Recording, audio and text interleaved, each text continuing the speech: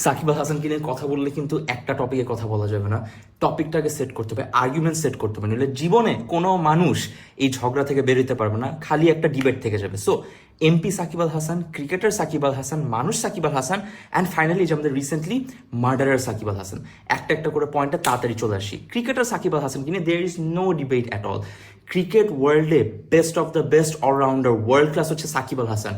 আপনিও এগ্রি করেন, আমিও এগ্রি করি। ক্রিকেট নিয়ে কারো কোনো মাথা ব্যথা নেই, সবাই জানি Shakib is number one. Done, point কিন্তু এখানে শেষ, কোনো আর্গুমেন্ট নেই। সেকেন্ড আর্গুমেন্টে আসি, এমপি সাকিব আল হাসান। যখন সাকিব আল হাসান একজন এমপি, পুরো বাংলাদেশ অর্থাৎ স্টেটের অথবা অফিসিয়ালি ডিক্লেয়ার্ড একজন মিনিস্টার অফ পার্লামেন্ট, তখন কিন্তু সাকিব আল হাসান শুধুমাত্র একজন ক্রিকেটার না, ওনার শোল্ডারে বাংলাদেশের অনেকগুলো লাখ লাখ মানুষের দায়িত্ববোধ থাকার কথা। পুরা বাংলাদেশের মানুষকে শুধু পাওয়ার দিয়ে কিন্তু জাস্টিফাই করা যাবে না। যখন আপনি একটা পজিশনে থাকেন তখন কিন্তু আপনার এমপ্যাথি, আপনার ডিসিশন মেকিং, আপনার রেসপন্সিবিলিটি অনেক কিছু থাকে। সো এমপি সাকিব আল হাসান কি নাম্বার ওয়ান? না, কোনো ডাউট নাই, এখানেও কোনো আর্গুমেন্ট নাই।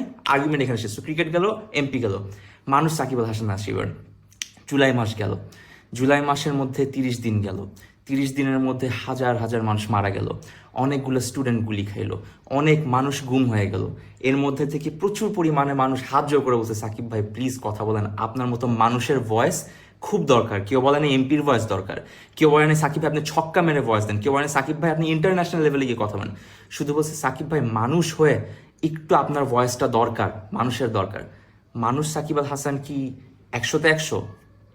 মেবি না, এটা আপনাদের কাছে আমি রেখে দিলাম, আর্গুমেন্ট এখানে শেষ। এরপর আসে হচ্ছে মার্ডারার সাকিব আল হাসানে, পুরাপুরি একটা ইনভ্যালিড টপিক। যখন মার্ডার কেসের কথা আসতেছে তখন কিন্তু এই জিনিসটা পুরো একটা লিগাল জিনিস। লিগালি যদি একটা অ্যাকিউজেশন করা হয়, অ্যাকিউজেশন কিন্তু প্রমাণিত না। যতক্ষণ পর্যন্ত না প্রমাণ আসতেছে, যতক্ষণ পর্যন্ত ইনভেস্টিগেশন কমপ্লিট হচ্ছে, যতক্ষণ পর্যন্ত পুরো জিনিসটা একদম সবার সামনে প্রমাণিত হচ্ছে, আমি নিজেও সালমান মুক্তিদির মানতে রাজি না যে সাকিব আল হাসান একজন murder. Shakib Al Hasan confirm investigation পর প্রুফ সহ সাকিব আল হাসান একজন চোর হইতে পারে, একজন বাটপার হইতে পারে, একজন ম্যাচ ফিক্সার হইতে পারে, একজন শেয়ার মার্কেটের ম্যানিপুলেটর হইতে পারে, উনি বাইরে টাকা পাচার করতে পারে, গোল পাচার করতে, সব করতে পারে সাকিব আল হাসান। কিন্তু সাকিব আল হাসান মার্ডারার হইতে পারে না, এটা আমি নিজে সালমান মুক্তিদিরও মানি। সবশেষে আর লাস্ট দুইটা পয়েন্ট আমি আলাদা অ্যাড করতে চাই। ওইখানে হচ্ছে পয়েন্ট নাম্বার ওয়ান, কিছু কিছু মানুষ কেন এই যে জুলাই মাস গেল, বন্যা গেল, কিচ্ছুর পরও সাকিব আল হাসান এখন পর্যন্ত একটা নর্মাল আছে না যে অ্যাকনলেজ করা, আমি বলতেছি না অ্যাকনলেজ করলে কিছু হয়ে যাবে, না করলেও কিছু হবে, বাট জাস্ট একটা মানুষ থেকে মানুষের যে এক্সপেকটেশন, ওই বেসিক এক্সপেকটেশনটা যখন পায় নাই মানুষ, সাকিব আল হাসানের থেকে এটা চাওয়াটা কিন্তু খুব বড় গুণ, আর কিছু না। যে কোনো মানুষের থেকে, শুধু সাকিব না। তো কিছু কিছু মানুষ কেন বলতেছে কি এমন হয়ে গেছে, ও তো একজন ক্রিকেটার, নিউট্রাল থাকতেই পারে, অবভিয়াসলি থাকতে পারে, কিন্তু প্রবলেমটা হচ্ছে ওনাকে তো কেউ ক্রিকেটার হিসাবে ওনার থেকে মানবতাটা চায় নাই।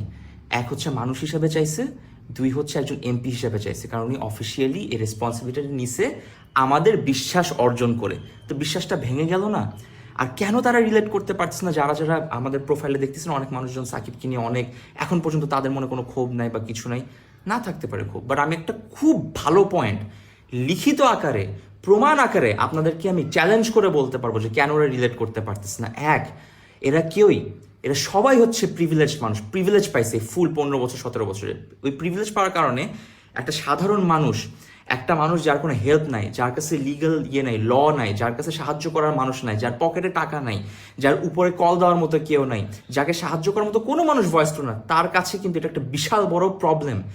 এই বছরের পর বছর এই মানুষটা সারা লাইফ ফিল করছে বাংলাদেশে, নিজের দেশ হয়েও সে কোনোদিন কিন্তু একটা দেশের মতো ফিল করেনি, ওর কাছে মনে হচ্ছে এটা একটা পুরা কেজ।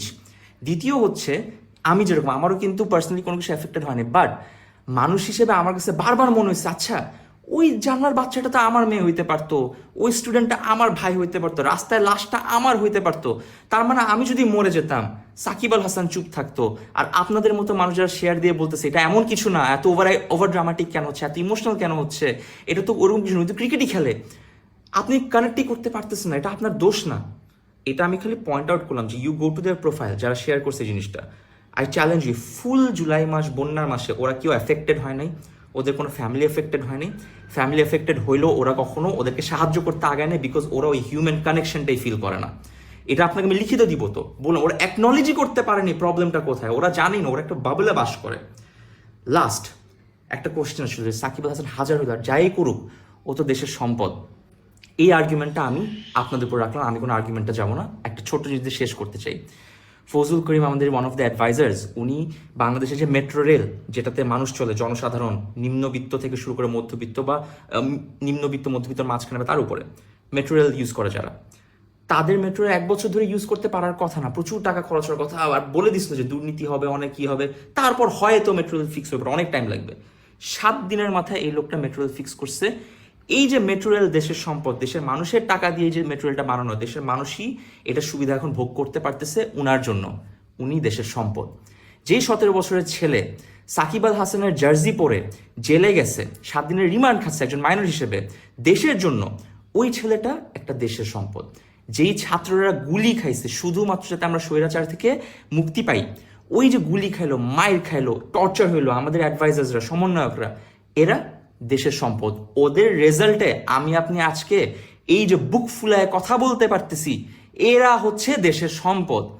আমি সালমান মুক্তাদির ও সাকিব আল হাসান নিজের ট্যালেন্ট বিক্রি করে এন্টারটেইনমেন্টের মাধ্যমে ফেমাস হয়েছি, আমরা কেউ দেশের সম্পদ না, আমরা বালটাও না। So please understand the difference before you talk and before you get in to an argument. Understand humanity first, empathy first. কেউ এখানে দেশের জন্য কিছু করে না, আমি দেশের জন্য কিছু করি না, আমি দেশপ্রেমী না, আমি কোনো দেশের কেউ না, আমি দেশে থাকবো না, ওপেনলি বলছি। স্টিল একটা দেশপ্রেমী না হয়ে যদি আমি এত কথা বলতে পারি, এতগুলো ছেলে মেয়ে, ইয়াং ছেলে মেয়ে যদি আসতে পারে, পাওয়ার হাতে নিয়ে, টাকা হাতে নিয়ে, দেশকে ভালোবেসে জাতীয় সঙ্গীত গিয়ে প্রত্যেকদিন ওপেনিং করার আগে যে মানুষগুলো বলছে আমি দেশের মানুষের জন্য কাজ করতে চাই, আমি এমপি হইতে চাই, definitely he is bound to be answerable to Bangladesh.